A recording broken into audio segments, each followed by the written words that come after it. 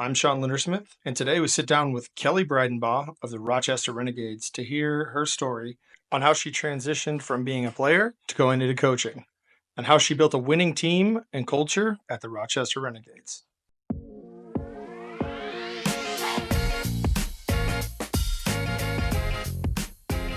Today's episode is brought to you by Bushy Promo. Hit them up at Bushy Promo on Instagram. Click the link in their bio and go to their Make a Rugger's Wish application to nominate somebody who deserves a little bit extra this holiday.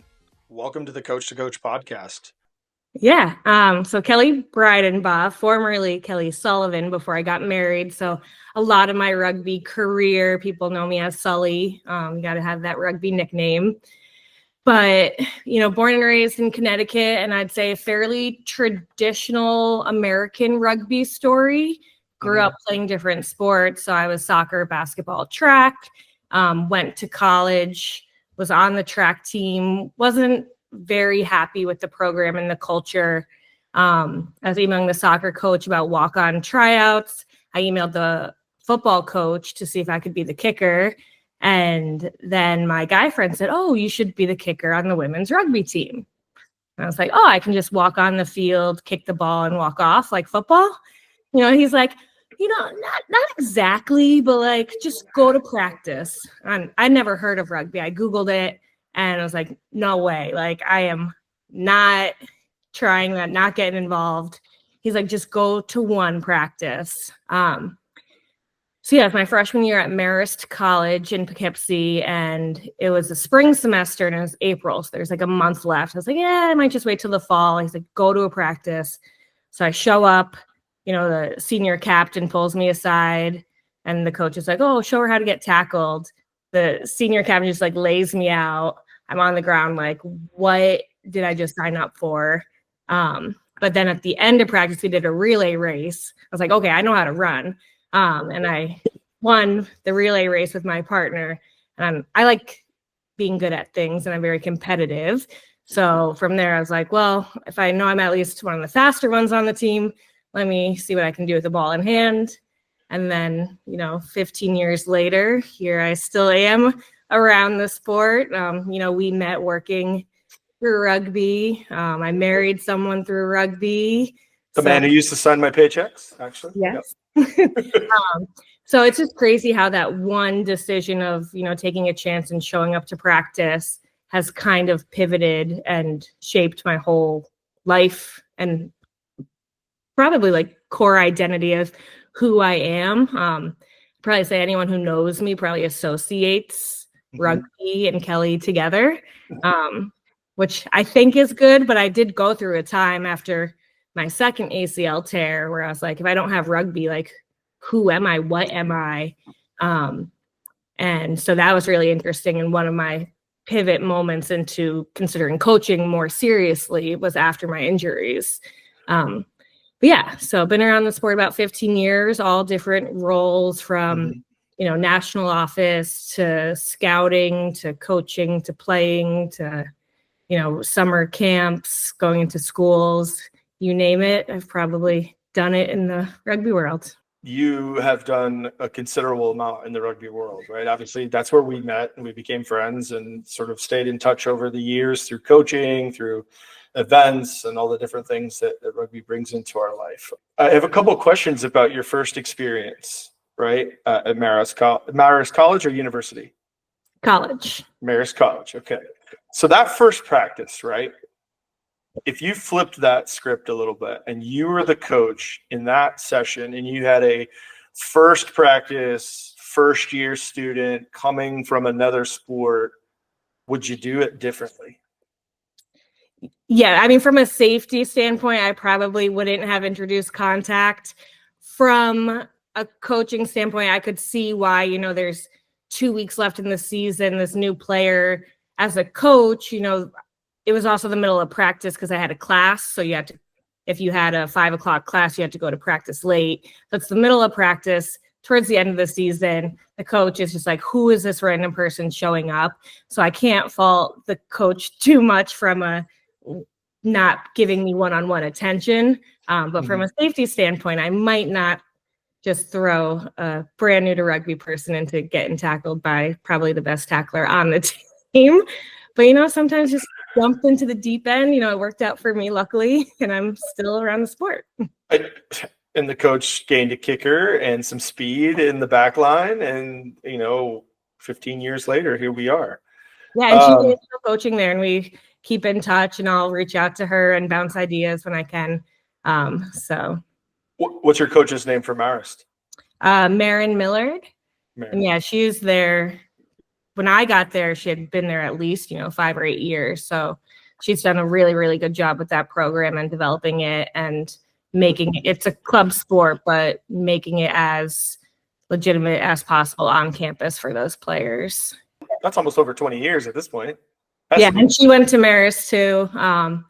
And now one of my teammates is one of the assistant coaches. So it's a strong program there. Have they asked you to come back and guest coach at all? They haven't yet, but Marin, if you want, I'd be happy to drive down to Poughkeepsie and do a session for you. I love it. And I think that's one of the beautiful things about our sport, right? Is there is no shortage of people that would hop in a car, drive a couple hours to go help run a session or do something that their specialty is in. So I think that'd be cool. If she ever took you up on that, I would love to hear how that goes. Yeah. Let's rewind the clock a little bit. And we were talking a little bit about how you sort of transitioned from playing to coaching. It was very interesting being a friend of yours at that time and watching your posts and watching sort of your time in Australia and sort of how that was coming about with the ACL injuries. And I remember distinctly there was some posts about identity and sort of you were making some comments around that. Did the transition to coaching help your recovery process? For lack of a better term, a lot of folks, when they get injured, they have a complete breakup with the sport, any sport, right? So did coaching help you maintain your love, your relationship? And how did that work for you transitioning to coaching from that time period, being injured? Yeah, so I actually experienced it the first time I tore my ACL, which was actually at Marist. I'd been invited to the Collegiate All-American camp, and it was the last play of my last practice before the All-American camp, and tore my ACL, and just my world was shattered. And I was already going to grad school in the fall, and I had been playing rugby for the last 3 years at college. And once already that identity was so deeply rooted in myself, I was like, who am I going to be at grad school if I can't play rugby? How am I going to make friends if I'm not playing rugby? So that was the first time I started to look at rugby in a different lens. Okay, I can't play, but how can I still stay involved in the sport? Because I knew I wanted to stay involved. So I actually wrote my master's thesis about rugby coaches and their communication styles and if and how that impacts team success. And that's when I connected with Rugby Illinois, and I was going into schools and, introducing rugby to K through 12 schools. And yeah, I would say it really helped me with the mental recovery because I was still finding a place in the sport. It doesn't always have to be on the field. There are ways to stay involved. And I think as coaches, that's something that when we have players who get hurt, figuring out ways to still keep them involved so they still feel part of not only the team, but part of the sport, because so many of us, it is such a deeply rooted part of our identity. And when you tear your ACL, when you have a season or career-ending injury, it's a lot to try to process. But knowing there are other roles within the sport, should you want to continue in the sport, I think is really, really useful. There's a lot to unpack in that. Injury is a part of our sport, whether we want it to be or not. It's really, I didn't know how you got to Rugby Illinois, then to USA Training and Education, right? So that fills in a huge gap for me.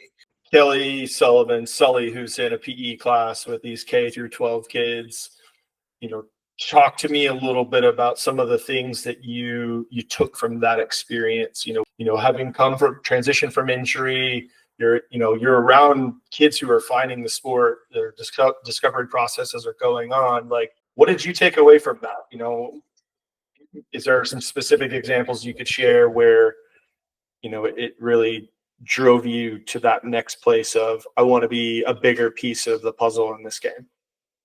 Yeah, definitely. So we were going into schools, it'd either be for a day or for a week, depending on what the gym teacher had carved out in the curriculum.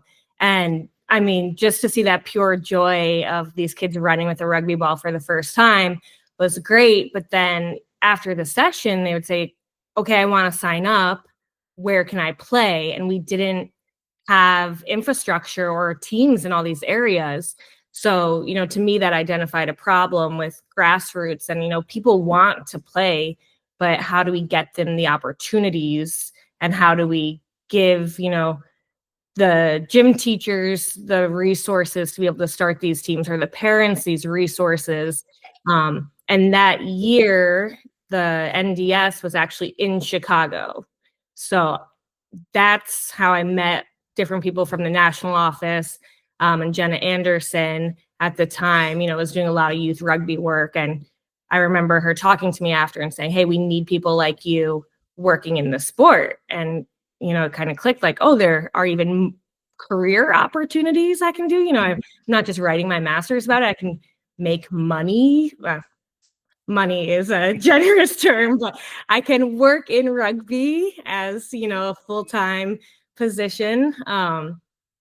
And so, seeing those kids wanting to play and not having the opportunities to play, I think really sparked my interest to try to work at that next level and give back and, help grassroots rugby in the US. We were all trying to expose as many people to rugby as possible before the 2016 Olympics in Rio, right? There was a big push for us to go into PE classes and get kids playing and touching a rugby ball. I think the goal was like 1 million kids touching a rugby ball or something in that 2-year lead up. And you hit the nail on the head. And I think if there's anything to take away from a technical strategy standpoint, if you're going into PE classes or you're doing these flag leagues, have a product to put them in, have some infrastructure, have a local club, have, some of the players from a local club come with you to then bring those kids into that. Cause you were right, and it happened to me and it happened to Katie, my partner, when she was in Minnesota, and I'm sure it happened to Jenna, right? Hey, where do I sign up? And the time to strike is when the iron's hot. And you bring up Jenna, she's so good. I actually interviewed at Glendale after she left, and I was like, there's no way I'm getting this job. She is just so good at what she does, and who the hell's going to fill her shoes, right? Yeah. She did all dating, coaching, running all the youth programs, playing. I know, right? NDS, what is that?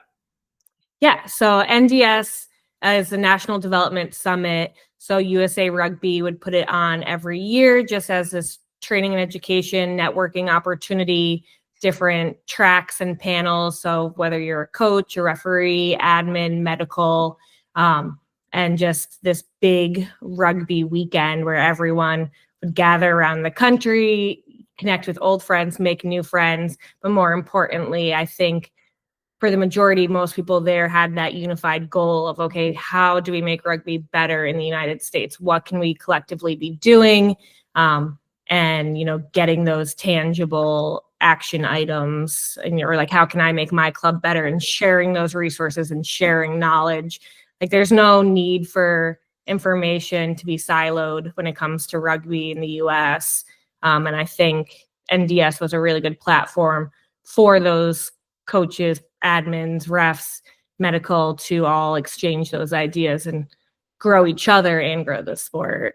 I miss NDS. I miss the concept of NDS. I miss that, the networking, sort of the informal development, right? The connections that you make, and then you go back away from the summit location, and then all of a sudden you're calling your friend over in Dallas, or your friends in the Bay Area, or wherever that is. I think some of the most impactful learning and connections were made at those summits, and I'm actually pretty sad that I got in pretty late. Baltimore and Denver were the two that I went to. I wish something like the National Development Summit on that scale would come back. Mm-hmm. You know, shameless plug for Wisconsin Youth Rugby. They did one in Oshkosh for 2 years, and it was amazing. It was close. It was growing, but it wasn't quite sort of as big and across as many days. NorCal just did one up here too with the rugby site, and it was small and it was done by the rugby site. So it was like, it was also done on a day when there was a big tournament. So not a lot of people, college coaches were there. So I think it's an asset that needs to come back. If you were to present at the NDS, what would you present? Oh, that's a good question. This is Coach to Coach podcast, but I would probably talk about like marketing and social media for your club. So that's something I help out with for our team.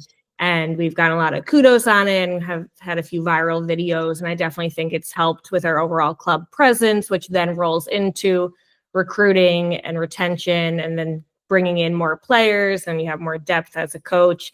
So while it's fun, to do TikToks and trends, and like I love making the game day like roster lineup graphics, it does contribute to a bigger brand of your team. So I'd probably do a talk about like social media marketing and like branding your club. What club are you currently coaching at, and also the Wizard of Oz behind their social media?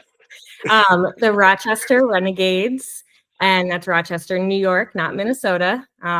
So repping right here. But so we are in the D2 Women's Midwest Conference and just had, a very historic year, made it to the Midwest Finals for the first time in club history. Renegades. So kind of right in between Buffalo and Syracuse up in New York, closer to Canada than other US cities. So our outdoor season, get a little limited with the snow time, but the lake effect snow too, which is like what, 4 feet and counting or something at this point. So luckily that hits Buffalo and Rochester. We've been okay. So like watching the Bills game, I mean, if you watched the game, you saw the snow. We were fine here, but definitely some cold spring practices. Let's talk about. We'll circle back a little bit. We talked about post-injury. We're doing K through 12 rookie rugby type stuff. You go and work at training and education for USA Rugby with our mutual friend Josh Sutcliffe. When was your next sort of foray into the coaching realm after your time at USA Rugby? Yeah, so at USA Rugby was actually my first time coaching a team. It was the Monarch High School girls team.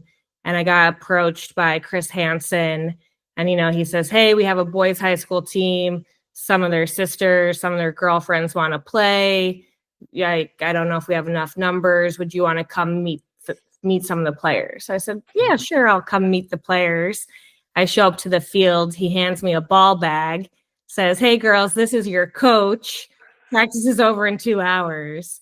So that was my first coaching gig. Luckily, from going into all those elementary schools, I knew my day one, these are the drills, games, intro to rugby stuff. So we just ran through that. So got to coach high school girls. Then in Australia, I was coaching U8, U9 boys. It was their first year of contact down there. So that was quite interesting for the Australian dads to have a female American coaching their boys. They were a little shocked. And that was just a blast coaching down there. And then once my visa expired, a bunch of different varsity programs in the US were hiring. And so I applied to a few different ones, was interviewing, and ultimately landed at Dartmouth College up in New Hampshire. And I'd say that like the highest level that I was coaching, that I have coached. And that was a great experience. Definitely a big culture shock going from youth and high school to all of a sudden a varsity, one of the top programs in the country. So that's kind of how I progressed and got my foot in the door at Dartmouth as an assistant coach. Okay, let's talk about that for a second, right? Admittedly, that's probably a step up for anyone. What are some of the things you were thinking about? What were you doing to prepare yourself for that? What were like your first 3 months like at Dartmouth? Yeah, the whole experience, like from the beginning, from my interview, was a little crazy. I landed, so I'd been living in Australia for 2 years. I landed and had my interview the next day. So drove up, was around snow. This is February in New Hampshire. So I didn't have any winter clothes. That was all still out in Colorado, and actually still is to this day. I need to go get my stuff from Colorado. But so I had my mom's winter jacket. I'm walking around Dartmouth. And then they're like, hey, can you start next week? So I find an apartment, pack up next week. And then my first weekend there, I think was like Ivy League sevens. And then, like a month later was USA Nationals for sevens down in Arizona. So yeah, it was just a whirlwind and a huge transition, learning, like the systems and structures, because they were playing at a higher level than I had played at. And as a coach, I would say I struggled probably the most in that role in terms of like imposter syndrome. So I'm coaching, alongside 2 USA Eagles with Katie Dowdy and Stacey Bridges. So I'm so out of my element. I'm like, what can I contribute to this team? Like, it's Dowdy and Bridges. They have their systems and structures. And then as a coach, it was my first time coaching players who were better than me.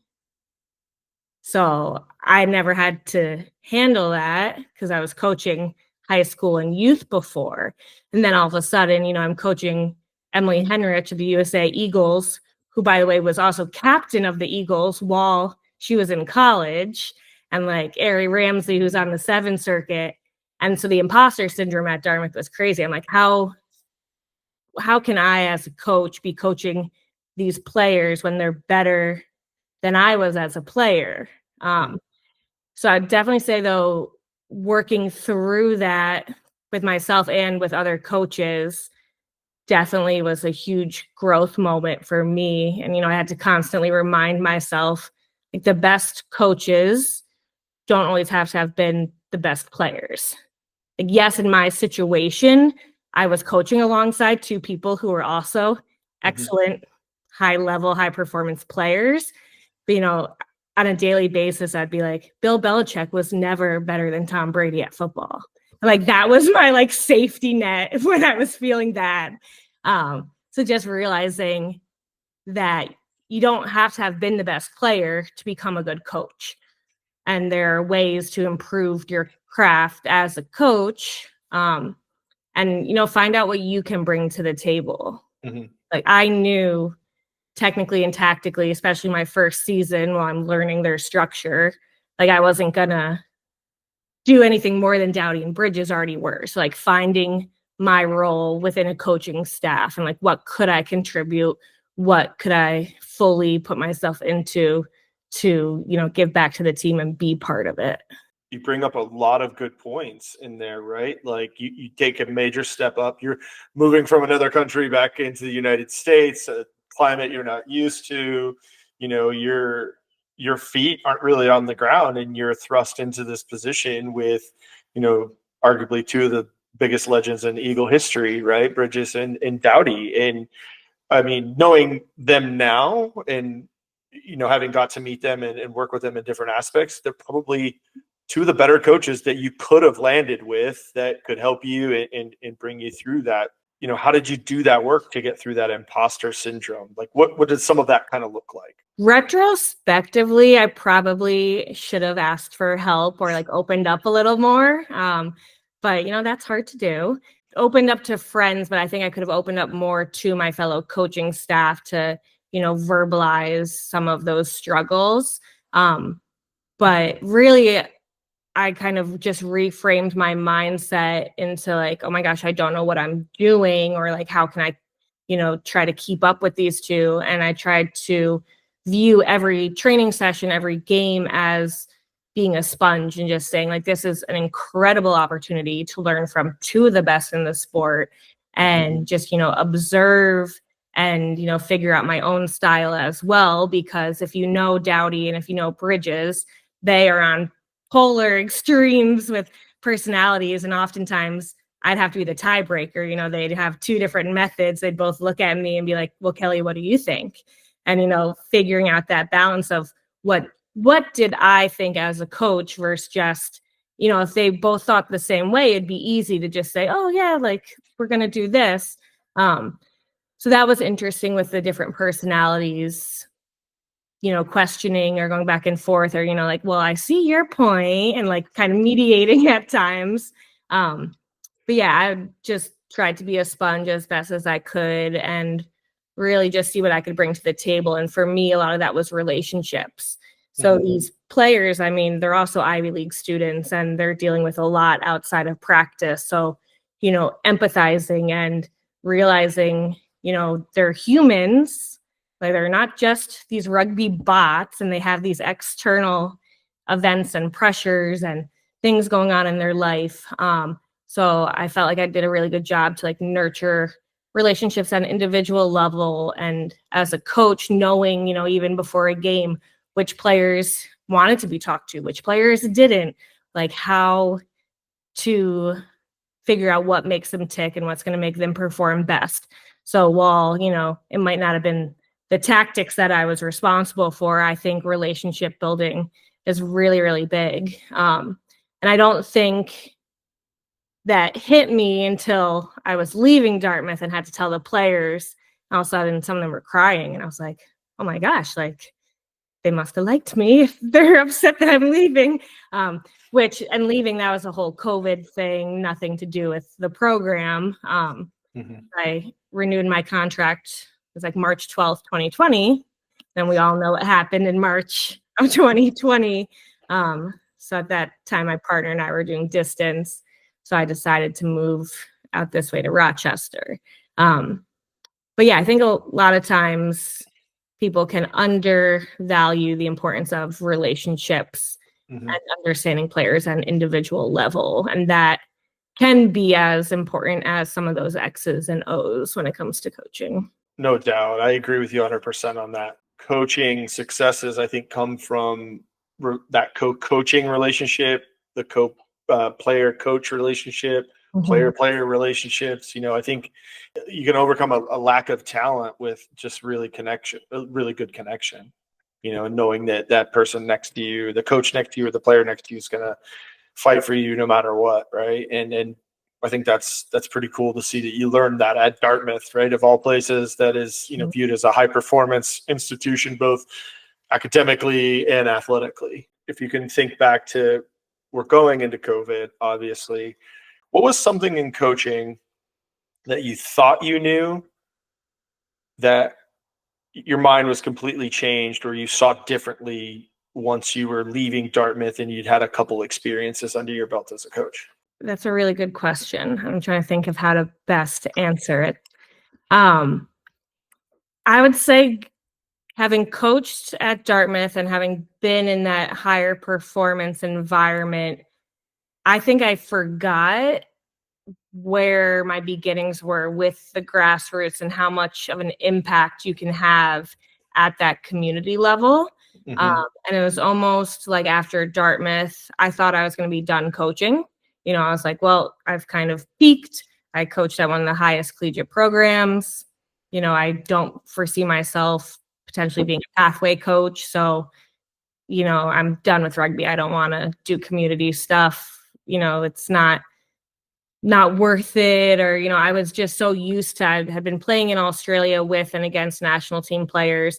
I'm at Dartmouth coaching national team players. And it was just such a high level of the game. I didn't think I'd be able to go back to community grassroots rugby. And so, yeah, I really thought I was done coaching after Dartmouth. And, I was just like, oh, that's my time. My husband here, he coaches a high school team. So I said, oh, I can just be the coach's wife and, be on the sideline. But we all know with rugby, you can only retire, you come out of retirement as a player, as a coach. It happens a couple times. And I got roped back in. Okay. What roped you back in? What was that process like from being retired, quote unquote, right? And enjoying life with your partner, you and Nick building a life in the Northeast. Like, what was the catalyst for you to say, right, this is a valuable experience. Let me try this again. Or let me try this in another way. Is probably a better way to say that. Yeah. Well, once again, I kind of got duped into coaching. You know, I thought I was done. And then, you know, Rochester, New York, it's March and it was like a 75-degree day, which is unheard of. And I'd been following the women's rugby, the local women's club on Instagram, and I saw they had touch. So I was like, you know what? I'm just going to show up and play touch and, you know, not tell them anything about me, pretend like it's my first time ever playing rugby and just play touch, you know, get some fitness in. And like, I knew my playing days were over, but I was like, I can just run around at practice and not do contact. And, you know, that was my game plan when I went to my first Renegades practice. And, you know, after a day or two, they were like, wait a minute, I think you know more than you're letting on here. And I met with the captain, said, hey, do you want to meet up for coffee? I was like, oh boy, they're going to ask me to coach them. So we meet up at a Starbucks and they say, hey, like, we need a coach. Do you want to coach us? I said, no, I'm done coaching.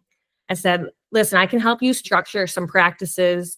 You know, I think a practice plan goes a long way and it's something you can repeat and, you know, plug and play with different drills or activities or games. I'll help you structure a few practices and, you know, give you the building blocks, and then you can go run your own team.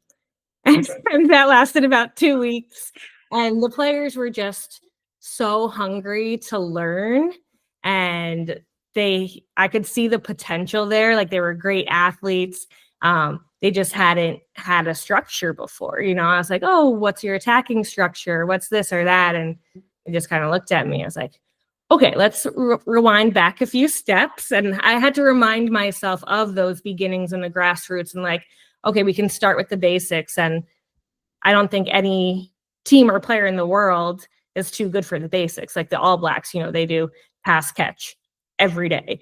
So I think I got, you know, roped back into it. And I think what really got me back into it was seeing the potential, but more so that they were hungry and eager to learn. Like, they wanted to learn, and I couldn't walk away from that opportunity of this group of players wanting to learn and being like, oh no, I'm not going to help you learn about rugby. Like, I couldn't do that. So 2 years later, still coaching them. I laughed so hard when you said, oh, I'm going to go to touch and like, I'm not going to tell them anything. And then it's almost verbatim how I ended up coaching at Silicon Valley when I moved to the NorCal. I had met those guys with PR7s and I was like, I'm just going to go to touch and run around and like have a group of friends. And I promptly got hurt. And as I'm like on the sideline, like my foot is throbbing, Neil's like, anybody asked you to coach anything yet?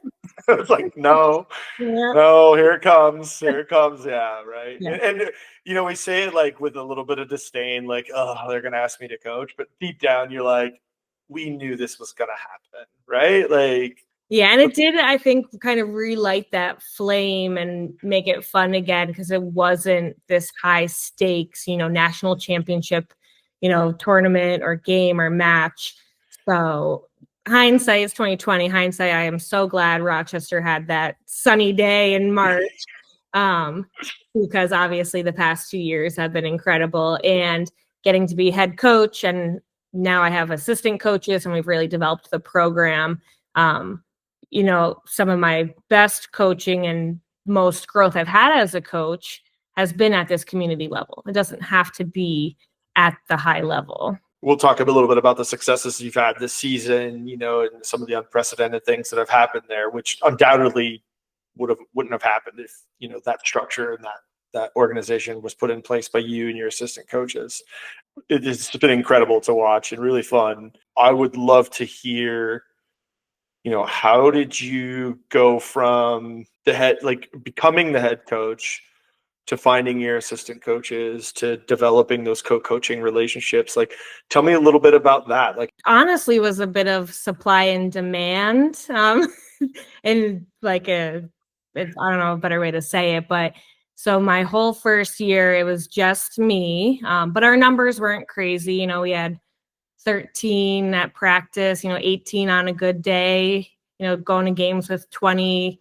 I think we rostered 23 like once my first year. And so it was manageable, and it was kind of the building blocks and, like these installing a lot of new structure for them because we didn't have an existing base, figuring out as a team what made sense, what worked for us. And then this past January, we really sat down as a club and we're like, hey, we can either, continue on this kind of social reputation of Rochester rugby, or we can try to be as competitive as we can be. Like, these were hungry athletes. They had all the potential in the world, but if there wasn't buy-in from the team, there's no use coaching them to push the competitive limits if the players didn't want that. So as a club, and this is different because, it's not college, it's not D1. These are people with everyday jobs. But as a club, we decided, hey, we want to be as competitive as we can be. Okay, what does that look like? What does that not look like? What changes are going to have to be made? And so in the spring, we really went hard with recruiting, and we hosted a tournament, and we were connecting with other local clubs in the area. And then really over the summer, our numbers started to skyrocket. We were having over 50 players at every practice. And as one coach, that's a lot to manage, especially with the various skill levels. So I went to my e-board, and luckily we have a really strong e-board. I said, listen, like, I can't keep doing this by myself. It was June and July. I'm already feeling burnt out. We haven't even gotten to the fall season. So at that point, we started looking for assistant coaches and narrowed it down to 2. And, we said, well, why do we only have to pick one? Why can't we bring both on? So we found roles. One, he was actually the former head coach of the Renegades years prior, had stepped away for family reasons, but was ready to come back. So he was the assistant coach and focused with the forwards. I'm a career back, so I don't pretend to know too much about the scrum. And then the other coach was actually an injured player for her ACL the fall before, wanted to stay involved, wanted to get her foot in the door with coaching. So we created a developmental coach position for her. So she was responsible for all of our new players and rookies and kind of onboarding the Rugby 101.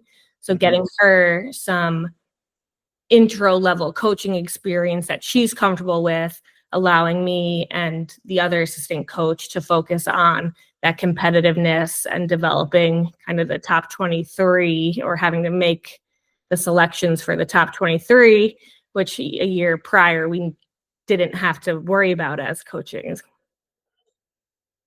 Isn't that a good problem to have once you have it, though, right? That competitive drive of, look, we've got 30 players and the top 23 are going to go to, X amount of events or whatever you want to call it.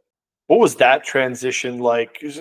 So at Dartmouth, you're an assistant, right? You've coached rookie rugby. You're doing U8, U9 boys in Australia, which is, I'm sure, in and of itself an absolute challenge with the dads that were probably down there. Now you're in the head coach role. You're the one with the clipboard. You're the one that everybody turns and looks at when something happens, good, bad, or indifferent, right? So walk me through sort of some of those challenges. The outcome is what it was, which was amazing, but I can't imagine there weren't moments of growth that really shaped all 3 of you as a coaching staff and the club as a whole too, right?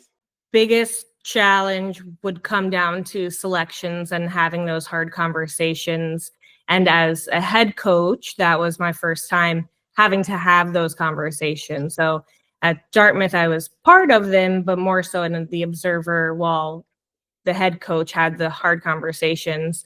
And then obviously my first year as head coach, we didn't have to worry about selections. And then all of a sudden, with 50 starting to come to practice, definitely hard conversations that had to happen. But I think as a team, we had the mindset all season. Actually, before the season even started, in the summer, we would have conversations as a team talking about how this is a privilege. It is a privilege to have to make these decisions. And a lot of teams, including ourselves 12 months prior, didn't have the privilege of having to make selections and having that conversation of, hey, if you want to be on this team, you can come to every practice and you might not step foot on that field. But by coming to practice, you're still contributing to the bigger picture, and you're contributing to the success that happens on that field, and making sure that players knew, even if they're not getting playing time, they're contributing to the greater good.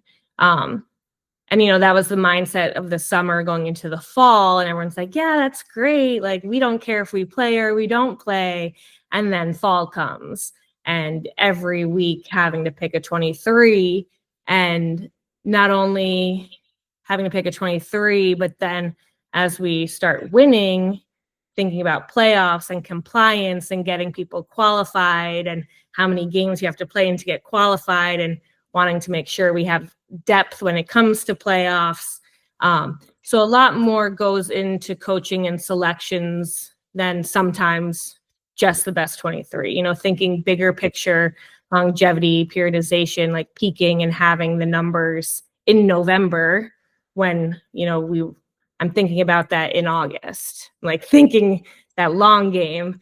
And that's something I don't think a lot of players necessarily understand, or not that they don't understand it, but as a player, you're not thinking about that. You're thinking, well, I want to play. Why am I not playing? Or why is so-and-so playing over me? So being able to have those conversations as a head coach, talk players through rationale or decisions, or knowing like, hey, I'm going to announce the roster tonight.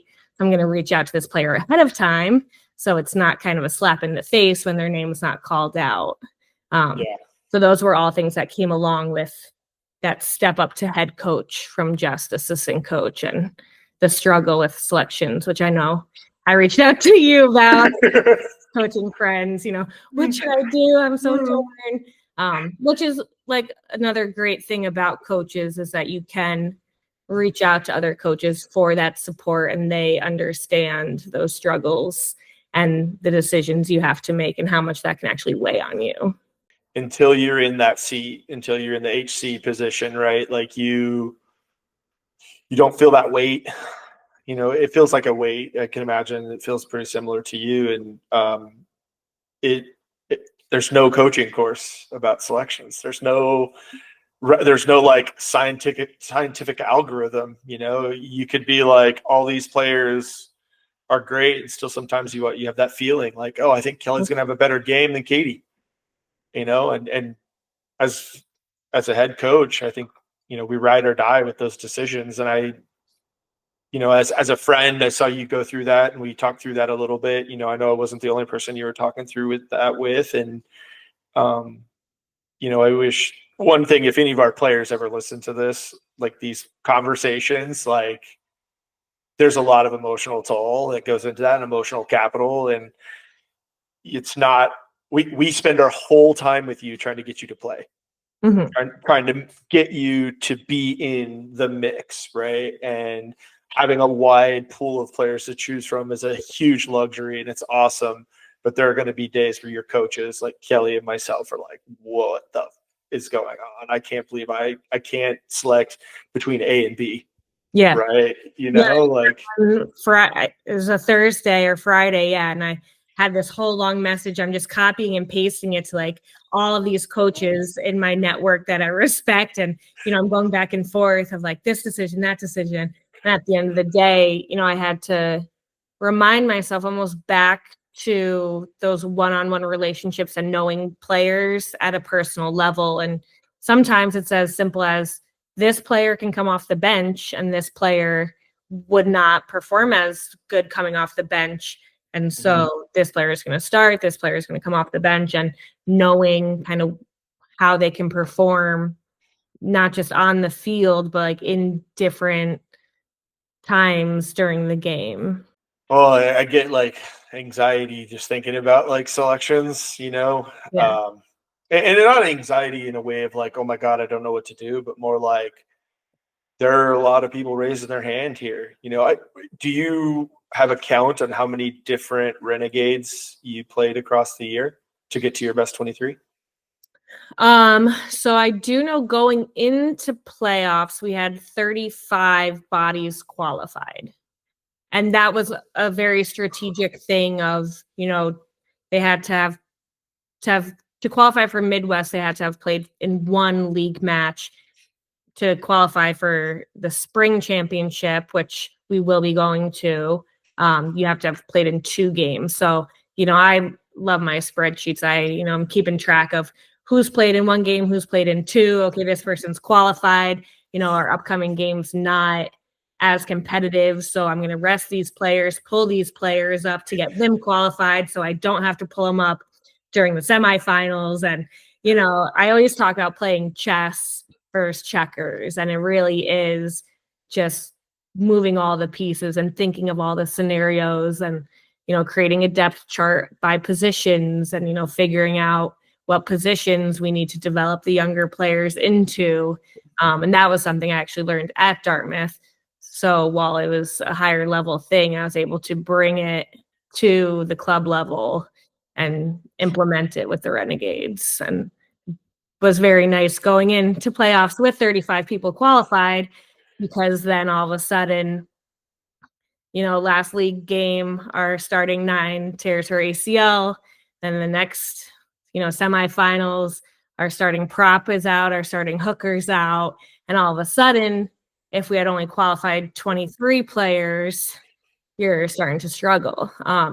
So the fact that we got to the finals and I still had to make really tough decisions of who was going to even get named to the 23 when we were out in Chicago. Once again, we framed it as it's a privilege as a club that we've gotten to this point and have to make these decisions. I'm hearing you say that this privilege as a club mentality is really one of the keys to that success, right? And the way I'm interpreting it from what you're saying, this is our success, whether you're in the 23 or you were in the 23 in the semis, but you're not in the finals. I think that's something we could do more of as coaches, is foster that ownership and that feeling of like, if Kelley scores, we are all scoring. We put that together. I think a lot of coaches would do well by trying to foster that. Tell the audience a little bit about the results for those that don't know. So year 1, we were in D2 Midwest. We had just moved up from D3 Empire. And we did not move up because we were doing well in D3. We moved up because none of the teams in Empire wanted to drive to Rochester, New York. They were all, Long Island, Hudson Valley, New Jersey. So we made the decision that in order to get more playing opportunities, we were going to move up a division to D2. And, what that might look like, we might not win a game. And if that, we have to be okay with that, because if our decision is we are making this decision to play more rugby, we're not making this decision to win more rugby. So year 1 was our first year in Division 2, and we won 1 game, which we were ecstatic about. We're like, hey, we won a D2 game. This is incredible. Like, look at us. But lost all of our other games pretty handedly. What were some of the conversations like? Obviously, you're talking, hey, we're up to D2. We might have to take some losses here, right, to develop. As you've mentioned, and I think a lot of coaches would feel the same or feel similarly.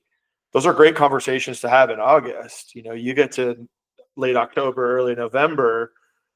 How did you maintain that focus? And this is where I actually credit the players a lot, because I don't like losing. And so to only win 1 game in a season, as a player, I would not have been happy. But these players were just happy to be playing rugby. And I think that's one of the things that drew me to coaching the Renegades, was that they were just so eager to learn. And what was exciting is, even though we were losing every game except for 1, the growth that was happening week over week was incredible, because it was the first time they had systems and structures. So actually seeing them implement it. And so I think just focusing on the small wins and the progress week to week is what kept us going. And like by the last game of the season, we still lost, but we played our best rugby we had. So I think for the players, having seen that growth and, ending the season, even though we lost, but having played our best rugby, it really just kind of gave us that spark of like, hey, we're just getting started here. Like, what can we do in year 2? But I fully credit the players for, not being okay losing. No one likes to lose, but even when losing, finding those wins, finding to focus on the progress versus necessarily like the score. And then, so going into year 2, kind of saw like, hey, wait a minute, we can actually start playing better, and we're getting the hang of this, and that was really exciting. And that's when we decided, like, we're gonna go all in.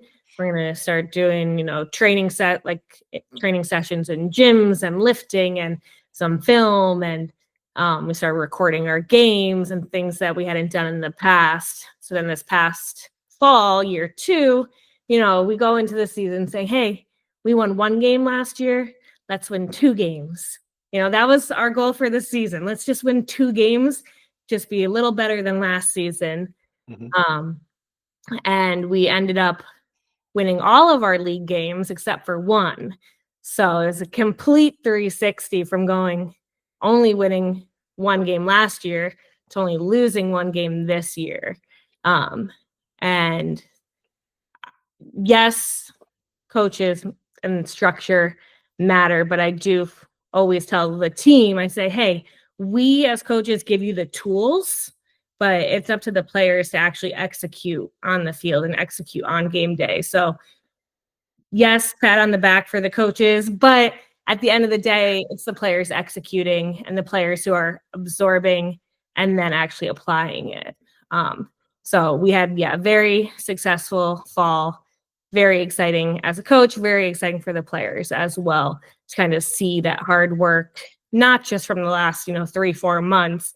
It really has been, 18 months in the making, and that slow build and install and just kind of coming to fruition. Literally, you see the results on social media. The Rochester Instagram and TikTok is amazing. Follow that, right? It's funny as hell, but also like it really highlights your club's personality. And in addition to just being what appears to be a great club, there are some real competitors in there, some people that really took you and your coaches' plans and they bought into that. What were some of the strategies you used to get that buy-in? Or I would assume there were a couple naysayers, right? A couple people that were like, come on, Kelley, we won 1 game last year. Like, how are we really going to win 2?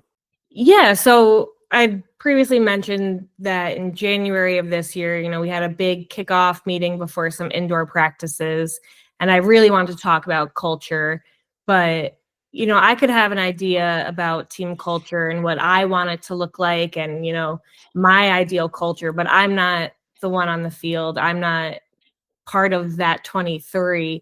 So when it comes to establishing a club culture, it has to come from within. So I do have a teaching background. So I use a lot of my teaching, questions and pulling and, really getting the team to come up with like these values and these ideas and, putting it back on the team for accountability of like, okay, this is what you say you want. What does that look like? And we had some people who didn't want to be competitive. And after that 1 meeting, we never saw them again. But the majority of the team wanted to compete at a higher level and wanted to start to win more and wanted to do what it took. So, sometimes that means losing a few people. But then, we gained 50 plus new people over the summer. And that was something that we would instill from the beginning of like, hey, like we are on this competitive streak because we started our winning in the spring and the summer with a lot of 7s. So that was fun. Everyone sees Rochester starting to win stuff. So then we're getting, some better players who maybe didn't want to play before, but now that we're winning, they want to play, which helps just increase that level. But then we have other teams saying, oh, well, Rochester is just a 7s team. They can't play in 15s. So that was actually a something that really motivated us this fall, because we had a very successful summer season. We were 15-1. And so, but then going into the fall, we had to prove ourselves. Like, cool, yeah, we have a lot of speed. We can play sevens, and we play 15s. And like having that one team tell us that, and they actually didn't tell us, they were telling other teams that we're not a 15s team, we're just sevens. So, you know, I used that to the players. I said, hey, how does that make you feel? Like, do you guys think you're a 15s team? Like, it's up to you to prove them wrong. And let's just say when we face them in our league match, we proved them wrong. And we are not just a women's team this fall.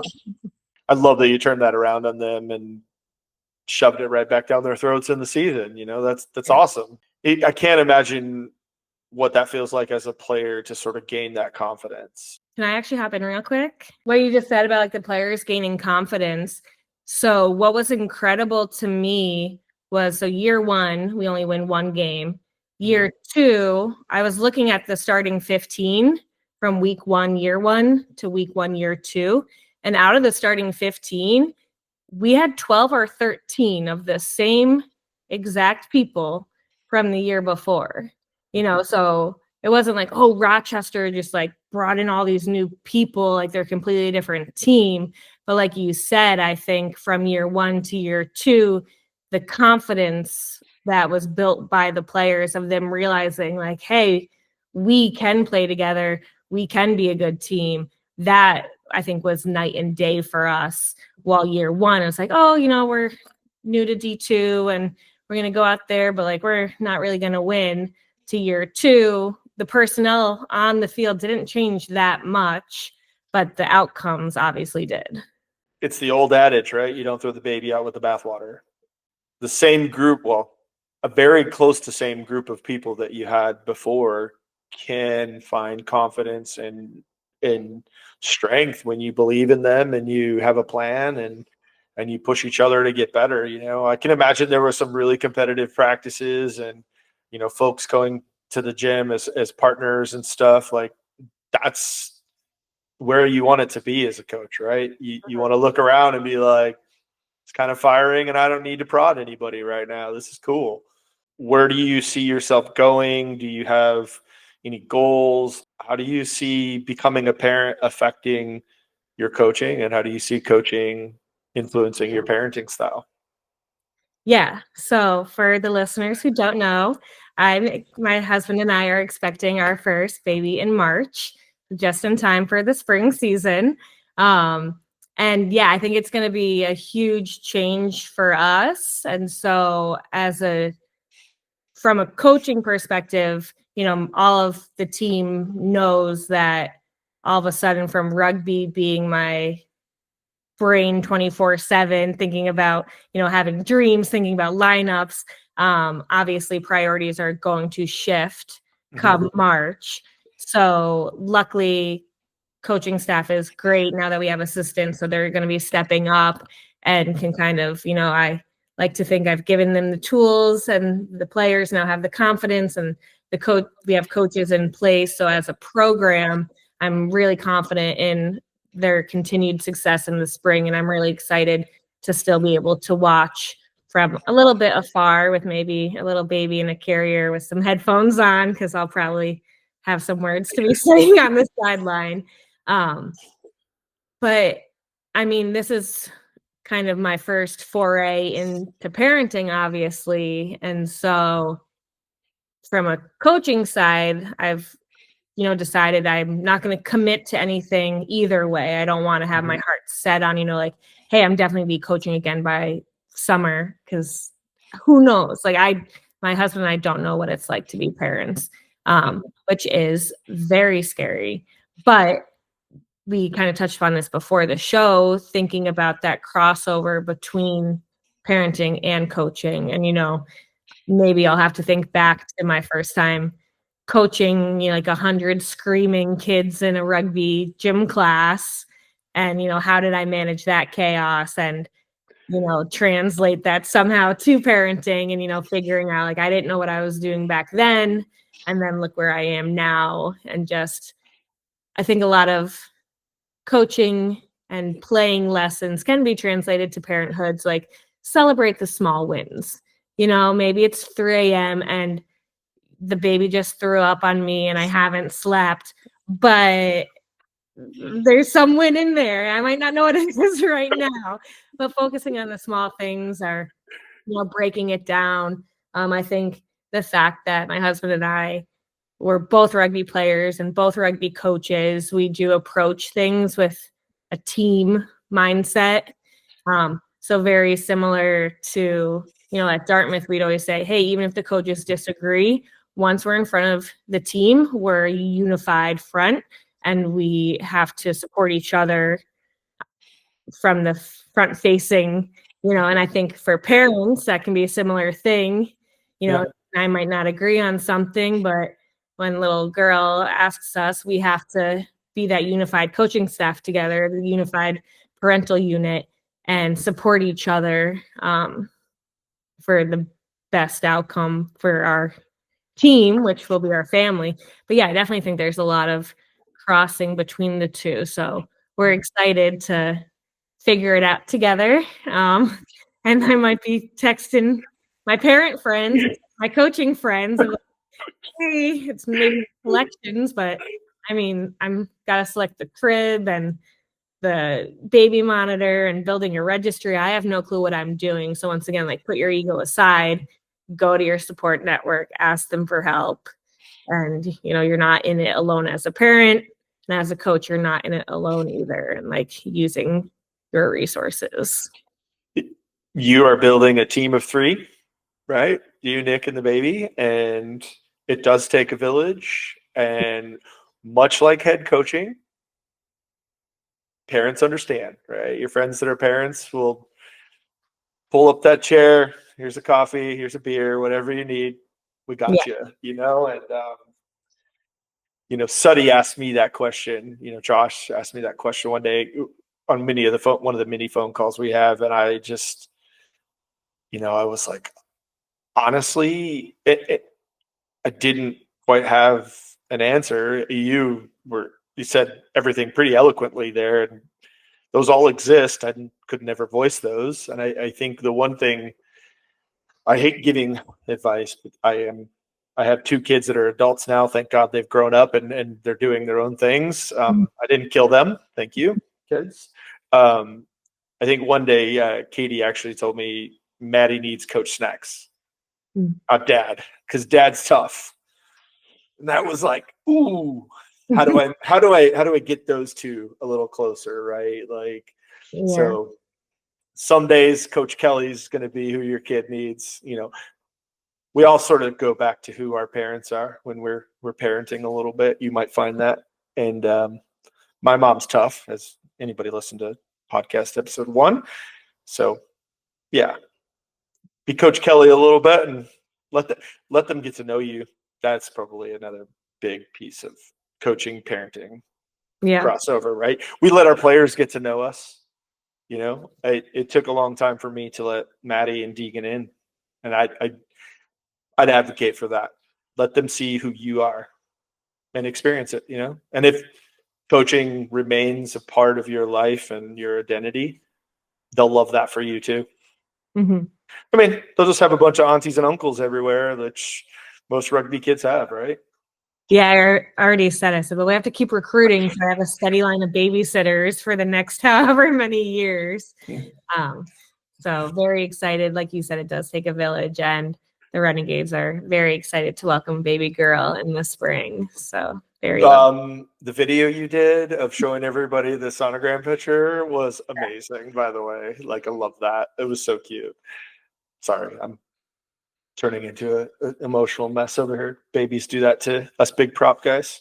I'm very mindful of time, and we've been on for a long time, so thank you. If someone chimes into the last 5-10 minutes of this, right, what would you want people to take away from Kelley Bridenbaugh, Sully, right, from your coaching, from your playing, teaching days, whatever? Like, how would you want to close that out? Like, I guess to just kind of close things out is for any coach or potential coach or, someone thinking about dabbling is, if you love the sport, figure out ways to give back. And like, it might not be coaching, like there are other ways to stay involved, but really, I think as a sport, especially in the US, we need to not only inspire the next generation of players, but also inspire the next generation of coaches and inspire the next generation of referees, and have,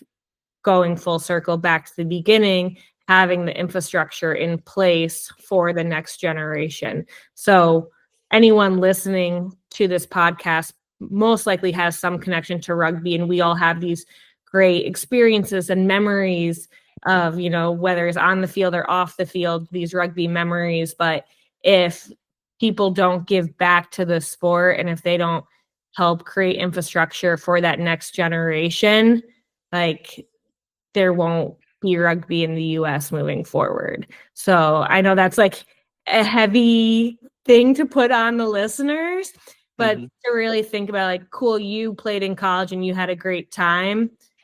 If you want your grandkids to potentially play in college and have a great time, what can you be doing to support that next generation and give back and make a difference and impact the sport? And, we talk about leaving the jersey in a better place, but like, how can you leave rugby in a better place than you found it? So that's my challenge, I guess, to all the listeners, is like, go out there and make rugby better than when you found it. And that's what, like, I think if every single rugby player did that, or did one thing to make rugby better, it would make such a huge difference. Kind of like a pay it forward mentality. Like, rugby's given us so much. What can we give to rugby? I can't think of a better mic drop. Damn, girl, you said it. It's like corny, but like, it's truly what I believe.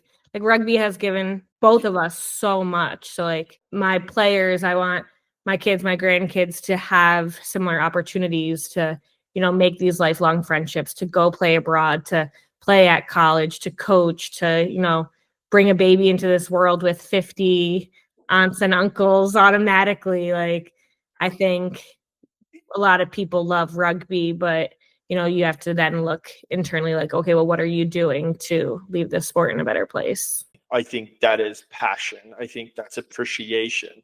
That's love. That's respect coming through in the words that you're saying there. And I obviously echo a lot of that, right? Clearly we became friends a long time ago. We've stayed friends. We're in coaching groups together. We reach out to one another. And I think you're saying if you're involved in rugby, your responsibility is to help grow that appreciation, that love, that respect, that care, to continue it, right? That's the rugby way. That's rugby culture, is continue that respect and that appreciation. And mate, you said it again eloquently, and I hope me even saying there's an appreciation there adds a little bit of justice to it, because you just crushed that. And God, I don't even know how to end that. That was a hell of an ending to a podcast. But I want to say thank you, for coming on. I know we'd kind of talked about this maybe like a month or two ago, and I was like, Kelley, would you be on this podcast? I had this idea. My ADHD was kicking in, and you followed through, and I appreciate you, and I appreciate Nick as well. We don't talk enough about Nick, but he has also been a part of both of our lives, yours more than mine, but he did give me paychecks for a while. I loved him for that. But yeah, no, thank you for staying a friend and being part of my network. And I'm just so stoked to see you guys grow. And I'm excited to see baby girl come and watch you two become parents. I've done that, so I can put that away, and I can live through all of my friends now and say, y'all are gonna be great parents. It's gonna be awesome. Yeah, and already we're setting up, we're like, she doesn't have to play rugby, but the first 3 things we bought was like a mini rugby ball at Can-Am's, like a future rugby thing, and like a Team USA like onesie. So, she can make her own decisions, but mom and dad would also support if she wanted to play rugby. Thanks for tuning into the show today. If you liked what you listened to, please leave us a 5-star review and hit the subscribe button.